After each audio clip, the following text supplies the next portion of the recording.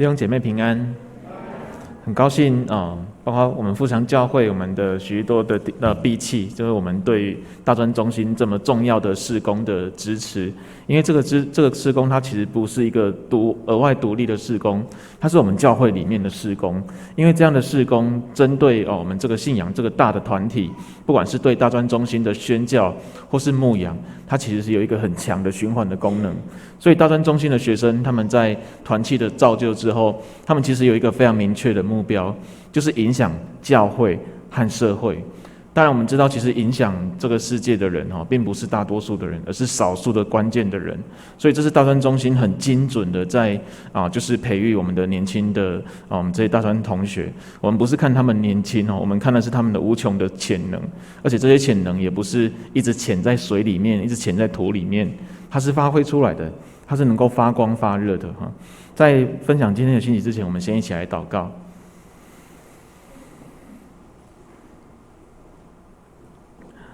上主，我们感谢你，因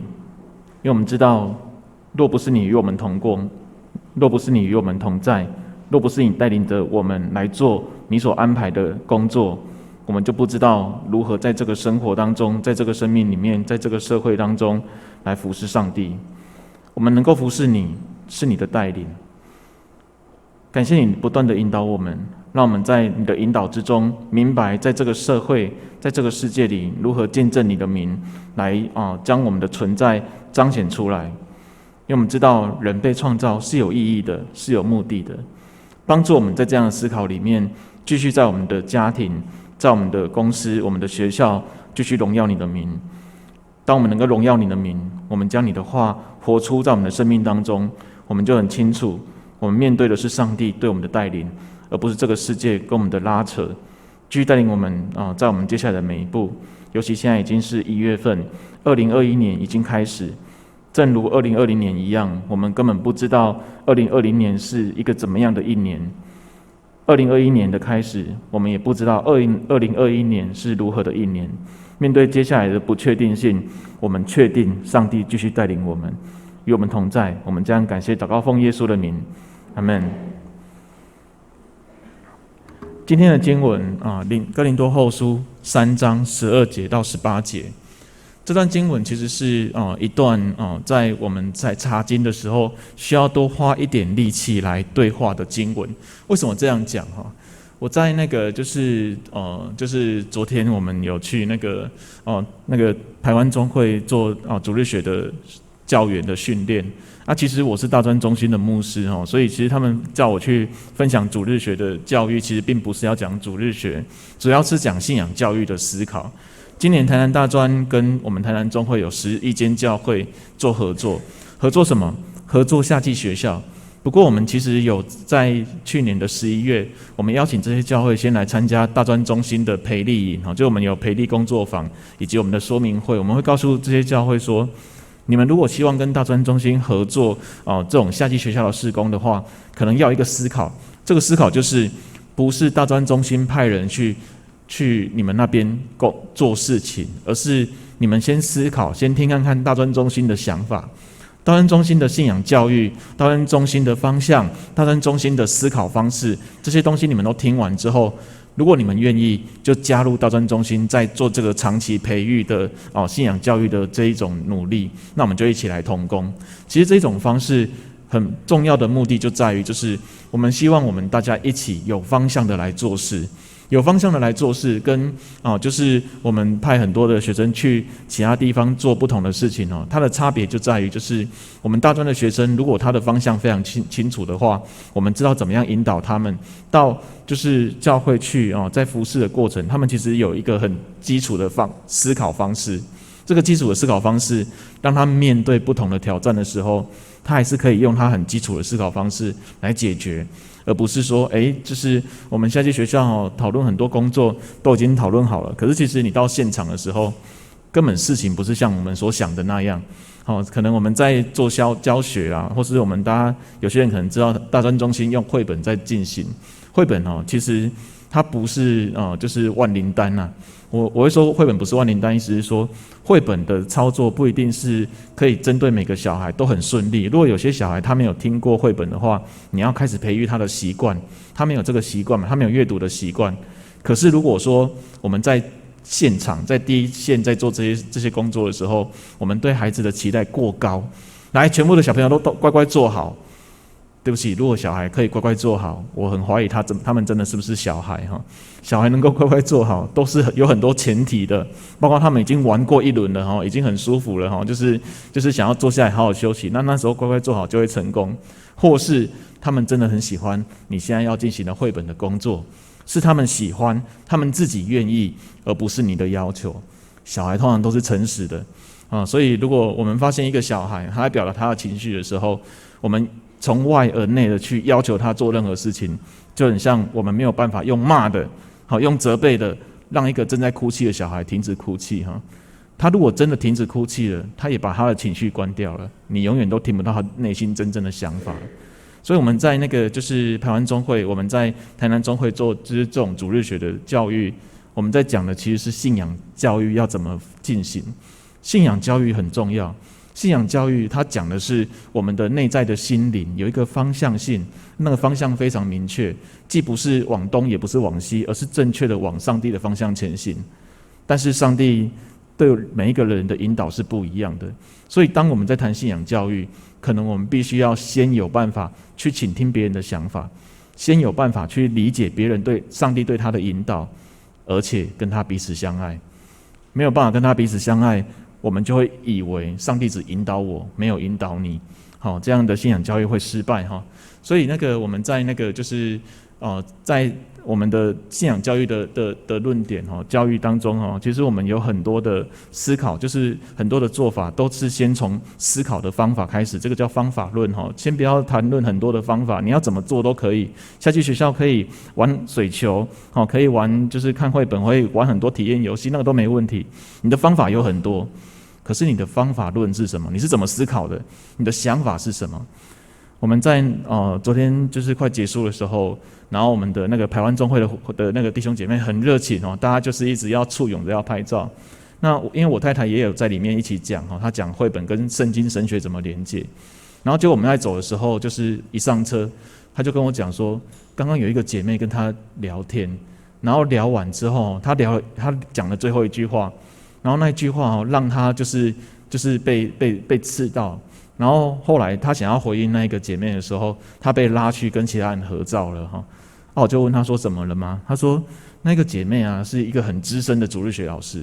我问那个台南中就是台湾中会，就是我首先是请他们就是有没有当过30年以上的主日学老师很多人举手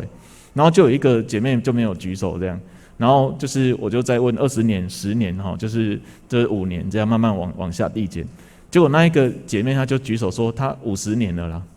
她已经50年，她其实看起来也没有很老但是她已经50年。我就问她说你什么时候开始当主日学老师？她说她15岁就开始当主日学老师了。我说那你做到现在已经违法了没有退休那个已经违法了你已经那个过退休年龄太久了这样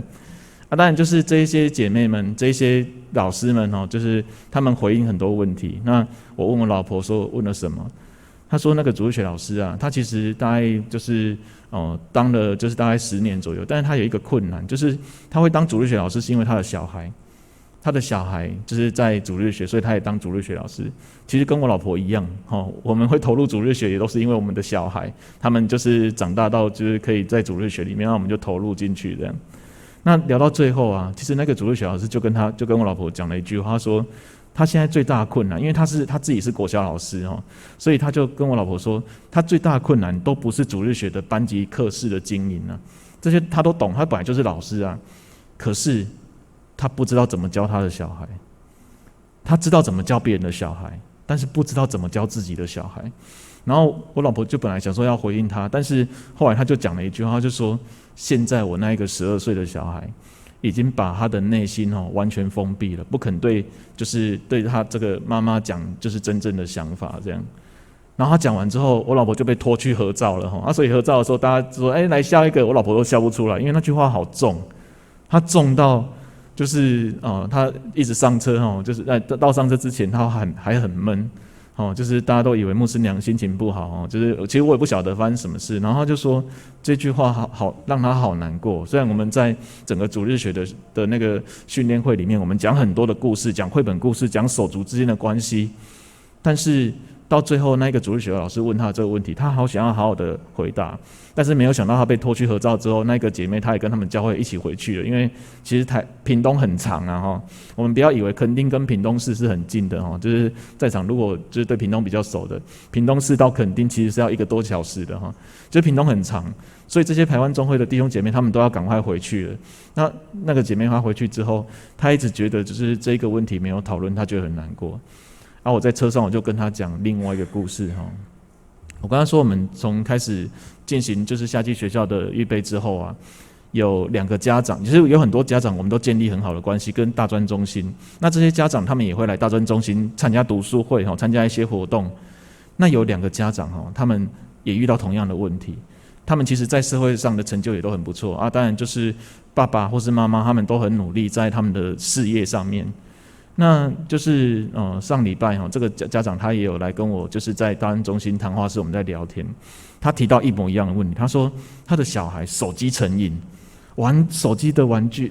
软体，玩手机的游戏，玩到就是他觉得他要带他的孩子去做戒断我就问他说要做戒断怎么那么严重？我就问他说是不是已经影响了他的生活作息了？他说也没有没有吗？没有影响生活作息他吃饭应该吃不下，睡觉也睡不起来。他说没有，就是只要时间到我就把他手机抢走我就把他的平板拿走，然后让他就是乖乖吃饭乖乖睡觉这样。我说这样所以他不是自己愿意给你的吗？他说对。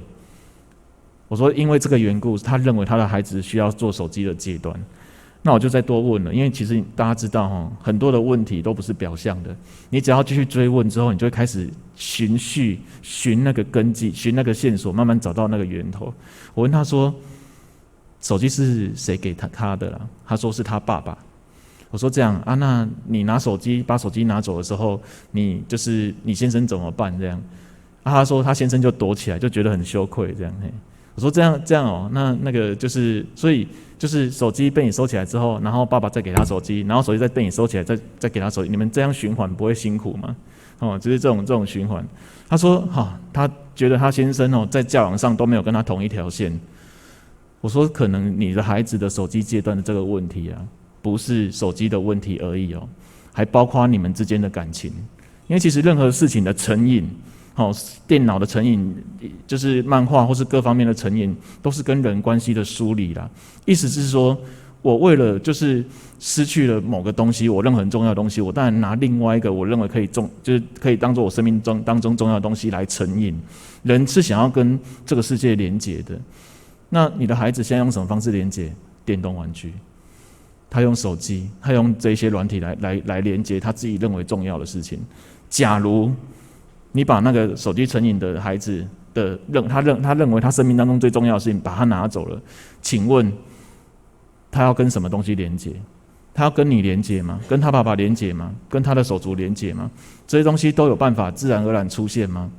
然后他就跟我说，其实这个问题确实是他想过，但是他不知道怎么样把这2件事情关联起来。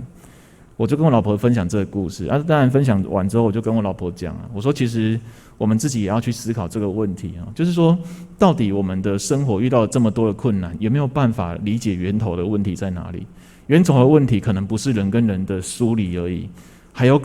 很重要的一个问题就在于我们根本不知道意义在哪里，生活的意义，相处的意义，这一切就是我们对这个世界的理解，对我们自己内在的理解，我们是混乱的。所以我在上一场就是台语的分享的时候，我有提到就是那个方向比速度重要。这其实我们在大专的时候的训练就是正道哥他们蔡正道牧师他们在很早以前就在训练我们对方向的思考，对速度的思考。方向比较重要，速度没那么重要。但是所谓速度没那么重要，不是叫你不要强调速度，而是要先确定你要去哪里。不要我们不知道要去哪里就急着要开始跑。当你开始跑，你根本不知道你要去哪里，你就永远不会抵达目标，因为我们根本不知道方向在哪里。先确定你的方向了，你确定这个世界的运作，你确定你的身体的状况，你内心心理的感受之后，你再慢慢的调整你要去的方向，再增加你的速度，这样你才有办法抵达目标。就像我们今天读的经文也一样，我们要先有这样的思考，才能有办法慢慢的往前走。我在就是前言这边可能也会就我稍微提到就是关系，还有那个身体健康跟财务的管理，其实这些思考的方式都是一样的。不管是关系的建立，还是身体的健康，还是我们对时间对理财的这样思考，它有一个很清楚的方向。理财不是我要让钱越来越多，而是这些钱能不能达成让我完成我的生活的目标，让我的生活是有意义的，就是去过每一天。这个是对理财的思考。身体健康也一样，我身体健康不是要练到全身都是肌肉，那个叫做身体健康，而是让我的身体可以让我完成我的生命的目标。我的身体是健康的，我可以好好去做我该做的事情，我想做的事情。关系也是，关系不是我要讨好每一个人，叫做关系健康。关系的意思是指我知道我是一个什么样的人，来跟其他的主体交往，每一个人活出他自己真正的样子，来建立真正的关系。如果每一个人没有办法活出他自己真正的样子，没有办法把他自己心里面的话讲出来，大家知道有些人很难跟人建立关系，主要原因可能是这个人不愿意让你知道他自己心里面真正的想法。其实人跟人相处都有这种感觉，我如果跟这个人相处的时候，我发现他不愿意让我知道他自己真正的想法，我会有点害怕，因为这个是有很高的风险的，所以这个人你就会慢慢远离他。但是跟另外一个人相处，你可能会觉得很安全，为什么？因为他什么想法都不会藏，不会让你知道，他什么想法都不会把自己藏起来，他什么想法都会愿意跟你分享，那才是真正的关系。我们在今天的经文里面，就是哥林多前后书3章12到18节，我用3个段落去分享。第一个段落是3章12节到13节，他说：我们既然有这样的盼望，就大胆讲说，不像摩西将帕子蒙在脸上，叫以色列人不能定睛看那将废者的结局。其实我们看到这一段，你就要很大胆的知道，哥林多后书的作者保罗，他其实在反对摩西。其实我们在读圣经都会有一种恐惧，如果他今天是圣经里面的圣经人物，他们应该是彼此同意才对啊。但是其实圣经不是这样，只要是人，他对上帝的想法不一样的时候，他在里面产生的冲突就会变成神学议题。什么叫神学议题？就是在这个地方我们要理解他的思考方式是什么。13节他说：不像摩西将帕子蒙在脸上，叫以色列人不能定睛看那将废者的结局。将废者是谁？就是摩西啊。他竟然叫摩西叫将废者，就是如果你是以色列人，你是犹太人，你们看到这一段应该要生气才对，没有错。保罗并没有要让以色列人看这一段看得很开心。他说什么？他说不像摩西将帕子蒙在脸上，叫以色列人不能定睛看那一个将废者摩西的结局。摩西的结局是什么？我们如果看出埃及记34章的话，我们会知道摩西其实把帕子蒙在脸上，就是为了以色列人的缘故啊。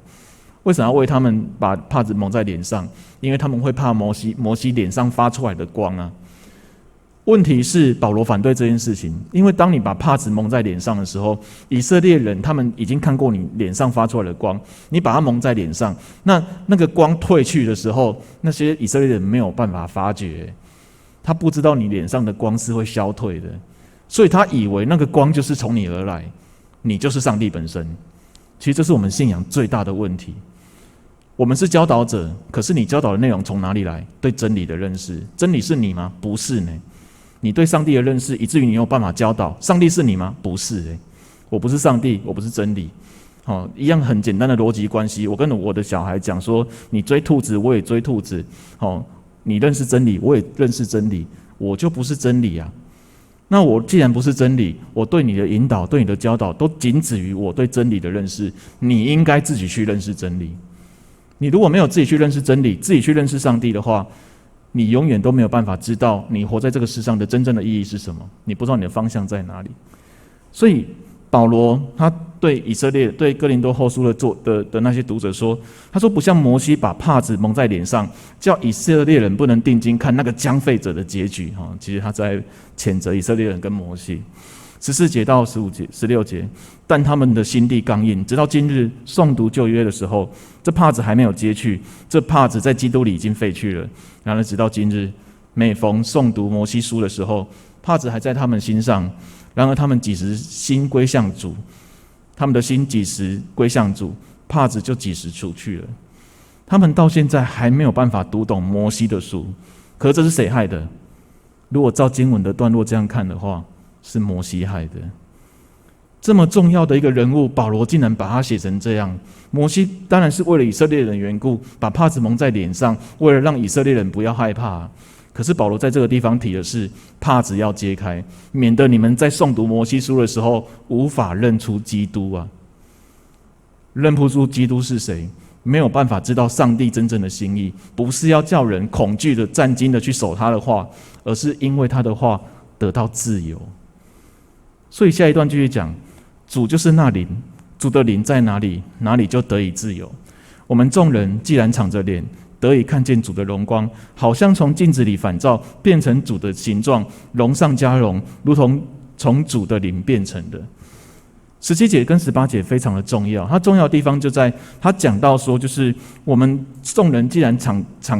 着脸，得以见主的荣光，好像从镜子里反照，就变成主的形状，荣上加荣，就如同是从主的灵变成的。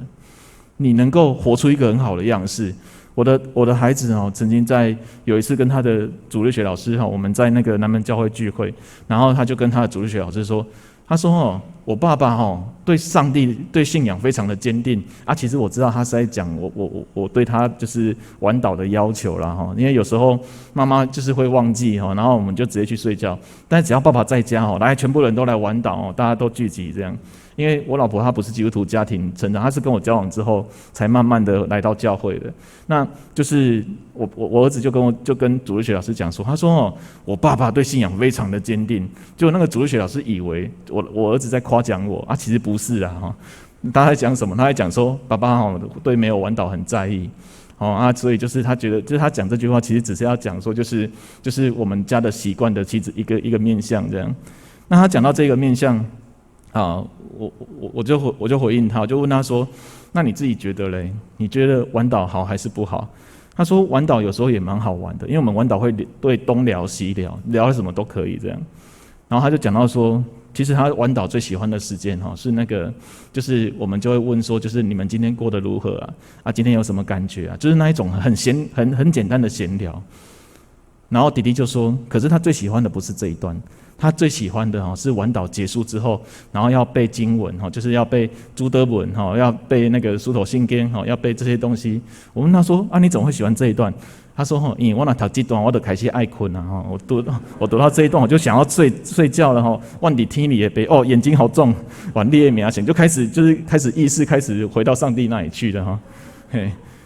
我问他们说，那你们自己感觉如何？其实这个晚祷并不是我要压迫你们我希望你们在每一天的快结束的时候，我们有做一个很简单很重要的道别。这一天要结束了，感谢上帝赐给我们今天，因为我们不知道有没有明天。这是很严肃的事情，我们生命的把握不在我们手上，在上帝的手中。如果你不承认这件事情，我们的孩子，我们自己就不知道怎么过有意义的每一天。明天开始，眼睛张开，你看到彼此，看到自己健康的那一个面向的时候，你要感谢上帝因为重新上帝又把你的时间当作恩典赐给你，他是每个时间赐给你的恩典，你必须认真的去过这一个时间。所以他说，主的灵主就是那灵，主的灵在哪里，哪里就有自由。我们众人既然敞着脸，得以看见主的荣光，就好像从镜子里反照，就变成主的样子，荣上加荣，如同从主的灵变成的。每一个人建立他自己的信仰，是直接面对上帝的，不是透过他老爸，不是透过他老妈，不是透过他的牧师、他的长老，不是透过他身边的其他的教导者。他身边的所有教导者教导他所有信仰的内涵，都只有一个目标，让他自己跟上帝建立关系，让他自己面对上帝，让他意识到我们每一个人能够发出荣光都只是镜子而已。我们所遇到的哪一个人，他身上发出来荣光越彰显，他就必须越能够承认，对不起，我那么亮只是因为我是镜子，是上帝很亮，不是我很亮，是上帝的荣光彰显，不是我的荣光彰显。我们就像摩西一样，我们没有办法让荣光持续在我们身上发光，除非我们追寻上帝的话，我们认识上帝，跟上帝连结。所以我们当父母的，当辅导的，我们在大专中心当大专的辅导，我们其实都会跟学生很明确跟他们讲，我不是真理，我也不是兔子，你们应该自己去追兔子，自己去认识真理。我可以跟你在一起，一起去认识真理，但是我不是真理本身。当他们意识到这一点的时候，他们就有办法跟上帝建立真正的关系，来得到自由。因为17节说，主就是那灵，主的灵在哪里，哪里就有自由。一个自由的人，他会非常清楚他自己的生活的方式，包括我们在大专中心会提到关系自由，或是财务的自由，或是身体的自由。其实这些自由啊，都还要包含一个观念，就是他是一个有自律的人。这个自律包括在关系的自由里面，他知道怎么样有自律的把自己真正的想法表达出来，他的沟通都是要解决问题的。或是说他的自律是在谈财务自由，其实财务对大专学生没什么感觉，你要跟他讲时间，因为财务的话，大专学生通常都是花父母的钱。可是如果你跟他讲到时间，他就会很有感觉了，因为他不知道怎么样过每一天的时间，我们就可以在时间的方面去教导他。时间的自由必须他要有自律才行，他要每一天过规律的生活，而且这个规律的生活是每一天完成一点点的任务。这个一点点的任务其实也是需要好好的教导，就像我们每一天吃饭一样，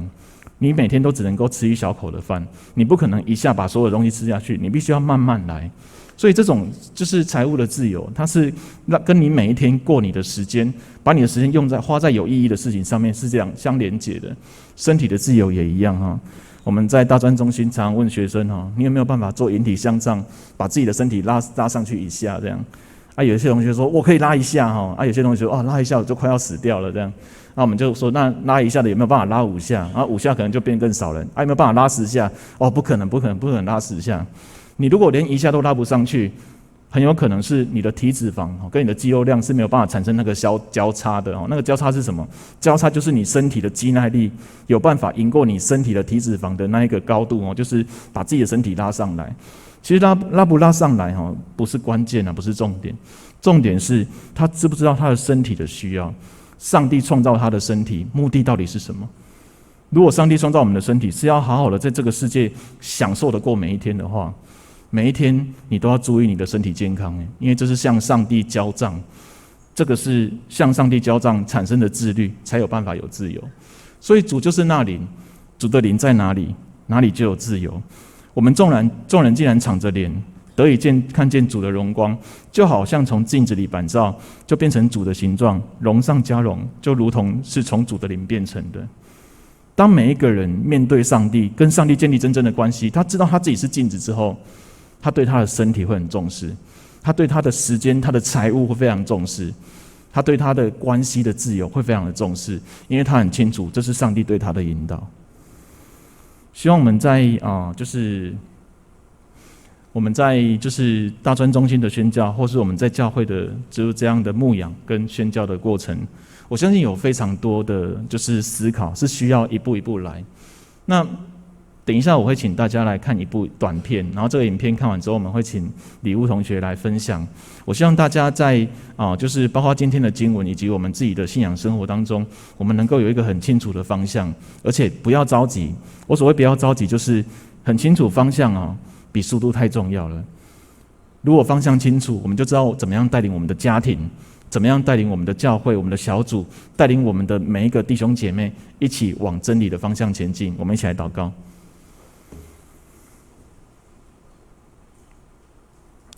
上主，你就是我们的方向，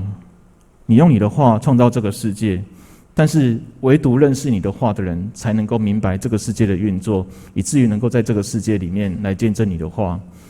求你帮助我们众人，因为我们是一群追寻你的话语的人，也求你帮助我们在我们的生命当中，因为当我们能够领受你的话，我们就能够明白什么叫做自由。自由并不是我想要做什么就做什么，而是我很清楚在我的生命里面那个最深的引导我的那一个上帝，他用他的力量来引导我，以至于我能够明白在这个世界我不受人的控制，我单纯降服真理，降服上帝来过每一天的生活。谢谢你与我们同在，因为当我们知道，当我们降服你的时候，上帝你就是那个爱本身。当我们降服在爱里面，我们才有真正的自由来彼此相爱，继续带领我们的每一步。我们将感谢祷告奉耶稣的名，阿们。